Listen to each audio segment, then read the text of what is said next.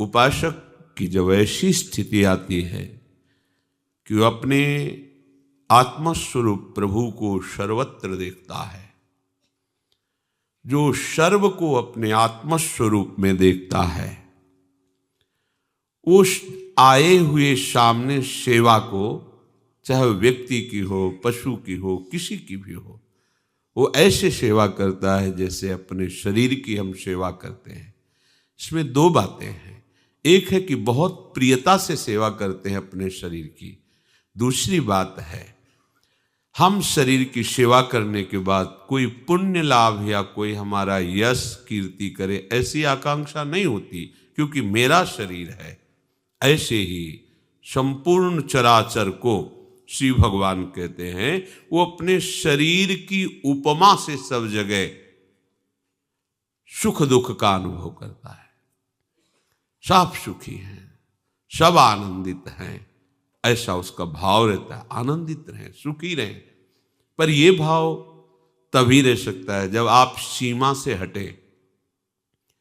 आपने अपनेपन को कुछ सीमा में जोड़ रखा है, अपने शरीर की सीमा में, अपने शरीर के संबंधियों की सीमा में। बस किसी को भी दुख हो, हमें सुख होना चाहिए, और सब चाहे जितने भूखे प्यासे कष्ट सहें, बस जो हमारे सगे स्नेही संबंधी हैं इनको सब सुख प्राप्त हो। बस ये मोह ग्रसित सीमा का जब तक आप नाश नहीं करेंगे, तब तक सार्वभौम श्री भगवान की सच्ची उपासना नहीं होगी। विश्वंभर भगवान सब रूप, वास्तविक सत्य, वही सब रूपों में खेल रहे। वो आपका अशुभ नाश करने के लिए सेवा का अवसर देते हैं।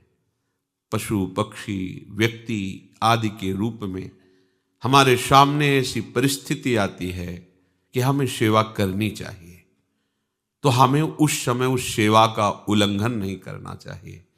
प्राप्त सेवा को भगवत कृपा मान करके, वो भगवत प्रसन्नता के लिए, चाहे वो कोई भी हो, कोई भी पशु पक्षी हो, मनुष्य हो, कोई सेवा के समय ये नहीं देखा जाता कि ये कौन है।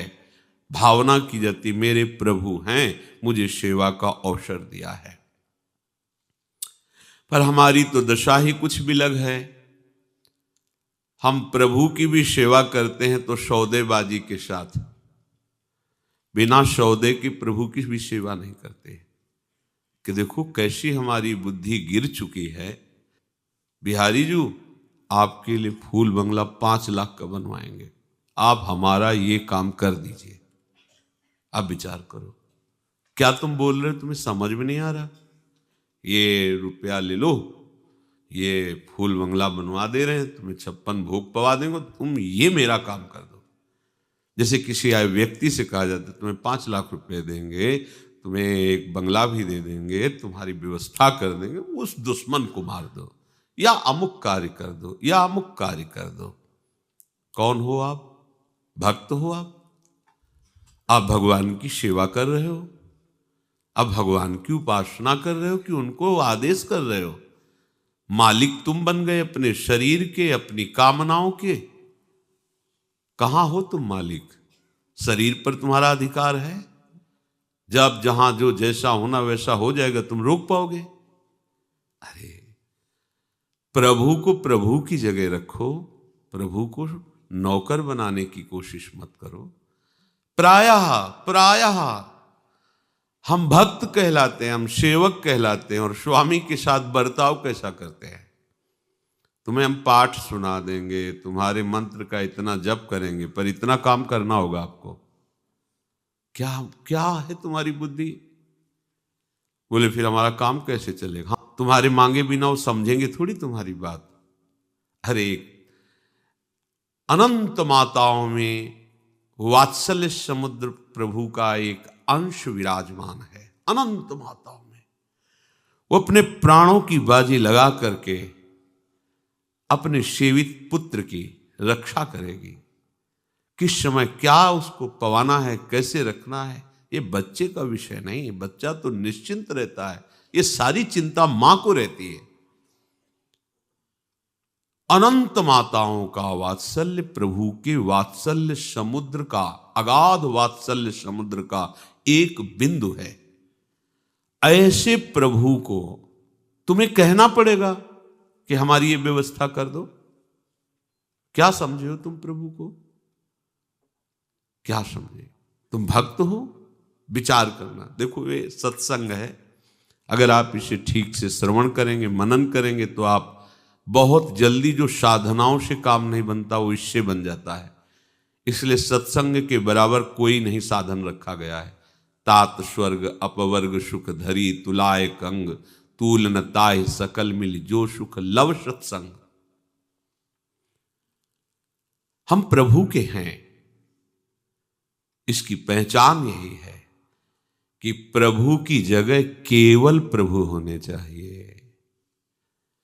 प्रभु की जगह कोई वस्तु प्रभु बनकर, कोई व्यक्ति प्रभु बनकर, कोई व्यवस्था, कोई घटना, कोई परिस्थिति प्रभु हमारा न बन पावे। आप विचार करके देखो, क्या इतना सुरक्षित है आपका प्रभु का स्थान आपके हृदय में? यदि प्रभु को प्रभु की जगह तुमने विराजमान कर दिया तो प्रभु को कुछ करना नहीं पड़ता। अनंत शक्तियां हाथ जोड़े खड़ी रहती हैं, बिना आदेश के, बिना इशारे के हजारों शक्तियां उस उपासक की रक्षा और उसकी व्यवस्था करने लगती हैं। विश्वास कीजिए, ये सब प्रभु को आदेश नहीं करना पड़ता, अपने आप सब व्यवस्था होती रहती है। किसी चोर को दंड देने के लिए राष्ट्रपति का शासन लागू नहीं होता। राष्ट्रपति का फोन नहीं आता कि इसको पीटो, नहीं आता। अनंत शक्तियां अपने आप सब कार्यरत हैं। जहां आप प्रभु की शरण में होकर विश्वास करके अपनी बिल्कुल चिंता छोड़ दी, प्रभु का केवल चिंतन तुम्हारा कार्य है। भगवान की मांग है, वो चाहते हैं तुम्हें करना पड़ेगा। अनन्यस चिंतयन्तो माम, बस इतना तुम्हारा कार्य है। अनन्य चिंतन, अनन्य आश्रय। फिर तुम्हें मांग नहीं करनी पड़ेगी। कैसे मांग करनी पड़ेगी? सर्वज्ञ, सर्वत्र, सर्वशक्तिमान और सर्वसुहृद, सुहृदम सर्वभूतानाम। ओहो, विचार करो आप, जिसको हमने अपने प्रभु के स्थान पर विराजमान किया है वो सर्वज्ञ है, उसको बताने की जरूरत नहीं है। वो सर्वशक्तिमान है, कुछ भी ऐसा नहीं जो उससे हो नहीं सकता। जो था, जो है, जो होगा, सब उसी से होता है। वो सर्वत्र है, तुम्हारे पास है, और वो आपको बहुत प्यार करते हैं। सुहृदम सर्वभूतानाम। फिर आपको क्या जरूरत है चिंता करने की? फिर आपको यह कहने की कैसे जरूरत पड़ गई कि हम आपको भोग लगा देंगे, आपका ये कर देंगे, आप हमारा काम ये कर दो? कितनी मंद बुद्धि है। ऐसे सर्व समर्थ स्वामी से काम करवाना चाहते हो? अरे ये आपका काम नहीं है, उन्हीं का काम है। ये सृष्टि उन्हीं की है। उसी सृष्टि में तुम भी एक हो, वो सब कुछ देख रहे हैं। तुम जो गलती कर रहे हो, अभिमान कर रहे हो, कर्तृत्व भोक्तृत्व भाव रख रहे हो, यही तुम्हारी समस्या है। इस समस्या से उठो। एक आदमी ट्रेन के डिब्बे में दौड़ रहा था, इधर से उधर, इधर से उधर। एक बैठा विवेकी पुरुष देखा, अरे भाई क्यों दौड़ रहे हो? बोले हमें अमुक स्टेशन जाना है। अरे बोले तू बैठ जा, ट्रेन चल रही है, तू तो आराम से बैठ जा। बस ऐसे ही ये सृष्टि चक्र चल रहा है, तुम्हारे चला है थोड़ी चल रहा है। काल चक्र घुमा रहा पूरी सृष्टि को, उसी में तुम घूम रहे हो। अब तुम घूमना बंद करो, पिस जाओगे इस घूमने में। बैठ जा आश्रय लेकर प्रभु का। जो प्रभु आज्ञा कर रहे हैं वैसी चेष्टा उन्हीं के बल से करो। कोई भी चाह प्रभु से मत करो। वो सब जान रहे, बिना मांगे अन मांगे आगे आवेगो, जीव पल लागे पल को, श्री स्वामी हरिदास जी महाराज कह रहे। तुम्हें तो केवल हरि भज छाणी न मान नरतन को, मति बंछय रे, तिल तिल धन को, अन मांगे आगे आवे गो, जीव पल लागे पल को। हरि, प्रतिपल तुम्हें केवल भजन करना है। भजन करने वाले के जीवन में प्रभु की कृपा कवच बनकर के उपस्थित हो जाती है। कोई उसे बाधा नहीं पहुंचा सकता, किसी भी तरह की, आंतरिक न बाह्य। और प्रभु की कृपा कामधेनु बनकर के उसके पास रहती है। जहां जो आवश्यकता होती है वो बहुतायत, जिधर देखो बहुतायत, क्योंकि साक्षात भगवत कृपा वहां विराजमान है। इसे आप ऐसा न कहें कि ये तो किसी महापुरुष के पास होती होगी, नहीं, भगवान के वचन की सत्यता है। और वो कह रहे सब पर मोरी बराबर दाया। लो, प्रभु कह रहे मानो ना ये बात, सब पर मोरी बराबर दाया। मैं सबको प्यार करता हूं, बराबर प्यार करता हूं, तो मेरे को समझ में क्यों नहीं आ रहा? क्योंकि दया का उल्टा करो तो याद। तुम प्रभु को अपनी याद में नहीं बसाए, संसार को बसाए हो, इसलिए उनकी दया को तुम नहीं समझ पा रहे हो। तुम याद में हो तो उनकी दया का प्रतिपल तुम्हें अनुभव होगा। उपासक, ये श्लोक बड़ा महामहिम है जो भगवान कह रहे हैं। जब तक ये बात नहीं आती तब तक उपासना रंग नहीं लाती। चराचर जगत मेरे भगवान का स्वरूप है। जैसे हम अपने शरीर के सुख दुख का अनुभव करते हैं, ऐसे सामने आए हुए जो भी व्यक्ति, पशु पक्षी, कोई भी, किसी को भी कष्ट है तो हम अगर कर सकते हैं, हमारे में है, तो हम उसकी उस दुख दूर करने की चेष्टा करेंगे, उसको सुख पहुंचाने की भावना में रहेंगे। पर ये तभी हो सकता है जब हम प्रभु को लेके चलेंगे, अन्यथा नहीं कर सकते। मया तुभ्यम समर्पये, ये मेरे द्वारा आपको समर्पित है। प्रभु, भ्रम हो गया था कि मैं मालिक हूं। मालिक नहीं प्रभु, मैं आपका सेवक हूं, केवल आपका। जैसे घर में एक प्रबंधक रहता है, ऐसे आपको रहना है। नाथ सकल संपदा तुम्हारी, मैं सेवक समेत सुत नारी। जो कुछ है ये सब आपकी सेवा की सौंध है। नाथ, मैं आपका सेवक हूं। प्रबंधक, सेवक, मुनीम ईमानदारी से सेवा करता है मालिक की आज्ञा के अनुसार। वो मालिक नहीं बन बैठता। अपनी गलती को मिटाइए, अभी परमानंद की वृत्ति उदय हो जाएगी उनकी कृपा से। ये आप ऐचाता नहीं, ये मन की चंचलताएं, मन की विवशताएं बहुत विचित्र हैं, नहीं सह पाओगे। सीधे समर्पित करो, उनके हाथ में डोर पकड़ा दो। वो इतने बलवान हैं कि ऐसी लगाम खींचेंगे, सही मार्ग पर घोड़े चलने लगेंगे। बहुत कृपालु हैं, बहुत, कैसे बताएं। वो सच्ची कहते हैं, जो पढ़ा था शास्त्रों में, संतों के जीवन में, वो परम सत्य है, ये वो अनुभव करा देते हैं। परम सत्य, वो कैसे कृपालु हैं, आगे चलकर आपको पता चलेगा। केवल रोते रहोगे, उनकी कृपा को रोते हो इतना प्यार करते हैं प्रभु। अभी लगता है वो दिखाई तो देते नहीं, कहाँ प्यार, कैसा प्यार। वही वो हैं, वही वो हैं, दूसरा नहीं है। वो अनुभव में आ जाएगा। बहुत सी परेशानियां जो आप बोझा ढो रहे हैं, वो इस गलती के कारण कि आप मालिक बन गए हैं।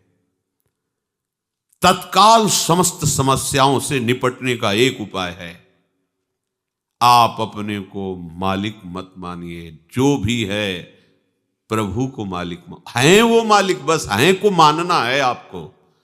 सच्ची मानना समस्त समस्याओं से सुलझने का एकमात्र उपाय। प्रभु को अपना वास्तविक मान लो और उनकी जगह पर किसी को मत बैठा लो। फिर हम आपसे वही प्रार्थना करते, सोचो आप प्रभु की जगह क्या प्रभु के लिए सुरक्षित रखे हो? नहीं। चंद रुपयों के लिए, चंद भोग सामग्री के लिए, चंद सम्मान के लिए हम अपने प्रभु को भूल जाते हैं। सम्मान को प्रभु मान लेते हैं, भोग को प्रभु मान लेते हैं, धन को प्रभु मान लेते हैं। थोड़ा सा कोई प्रगट में सहयोग कर दे, उसको हम प्रभु से ज्यादा मान लेते हैं। प्रभु के लिए केवल प्रभु, बस। प्रभु माने तो स्वामी, स्वामी के स्थान पर केवल प्रियालाल, दूसरा नहीं। हमारी स्थिति अभी नहीं बन पा रही। पकड़ो सत्संग में इस बात को, प्रभु के समान कोई नहीं हो सकता, तो उनसे बढ़कर कौन हो सकता है? हम कैसे सेवक हैं, प्रभु को छोड़ देते हैं, विषय को स्वीकार कर लेते हैं।